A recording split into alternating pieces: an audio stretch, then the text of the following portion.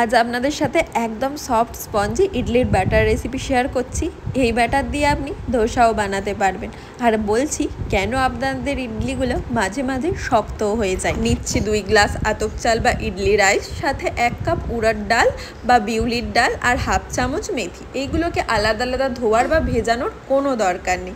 এইগুলিকে ভালোভাবে ধুয়ে ওই ঘন্টাখানেক মানে 4-5 ঘন্টার মতো ভিজতে দিলেই হবে। এই একই ব্যাটারে ইডলি ধোসা 2 বানানো যায়। আর যদি একদম সাদা ধবধবে ইডলি বানাতে চান তাহলে ওই মেথিটাকে স্কিপ করুন। দেখুন 4-5 ঘন্টা পরে কিন্তু চাল ডালটা ভালোভাবেই ভিজে গেছে। এবার এর সাথে না আমি 1.5 গ্লাসের মতো চিড়ে নিচ্ছি। চিড়ে ধুয়ে নিয়েছি ভালোভাবে। এবার ওই মিক্সি জারেতে চিড়েটা আর চাল ডালগুলো অল্প কিছুটা জল দিয়ে বেটে নেব। চিড়ের পরিবর্তে ভাতও দেয়া যেতে পারত, কিন্তু ওই যে আমাদের বাঙালি মায়েদের ভাত নিয়ে একটু সব কিছুতে সমস্যা আছে, ঠেকাঠেকির ব্যাপার আছে। তো এই যে থিকনেসটা দেখুন, হাতে নিয়ে না একবার ভালোভাবে চেক করে নেবেন যেন বেশি দানা দানা না থাকে। আর এই লবণ দিয়ে ভালোভাবে একবার ফেটিয়ে নিন সমস্ত ব্যাটারগুলি একসাথে। এবার এটা সারা রাতের জন্য রেস্টে রেখে দিন।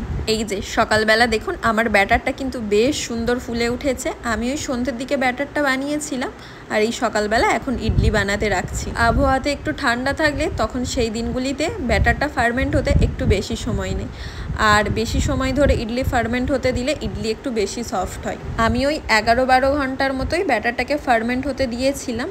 এবার বলি, এই ব্যাটারটাকে কিন্তু বেশি ফ্যাটানো যাবে না। এই বেশি ফ্যাটালেই তখন কিন্তু ইডলি শক্ত হয়ে যাবার অন্যতম কারণ।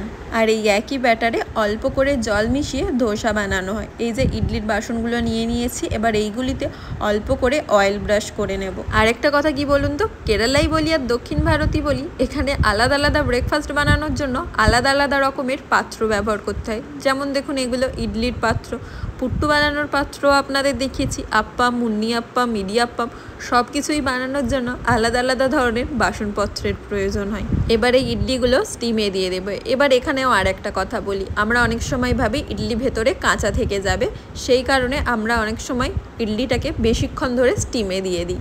ওই 10 মিনিটের মতো স্টিমে দিলেই হয়, এর বেশি দেবার দরকার নেই। তখন ওই যে বেশিক্ষণ দিলে তখন ইডলিগুলো আবার শক্ত হয়ে যায়। জল যেহেতু আগেই গরম করতে দিয়েছিলাম তাই 10 মিনিটও লাগেনি, 7-8 মিনিট হয়েছে। এবার এই একটা কাঠি দিয়ে ইডলিগুলো চেক করে নিলাম ভেতরে কাঁচা আছে কিনা, তাহলে ওই কাঠির গায়ে আর লাগবে না ইডলিগুলো হয়ে গেলে। তো লাগেনি। এই যে ইডলিগুলো বার করে একটু ঠান্ডা হতে দিয়েছি। এই যে এদিকে আমার সাম্বারটা ফুটে গেছে, আজকে একটু সকালে তাড়াতাড়ি আছে।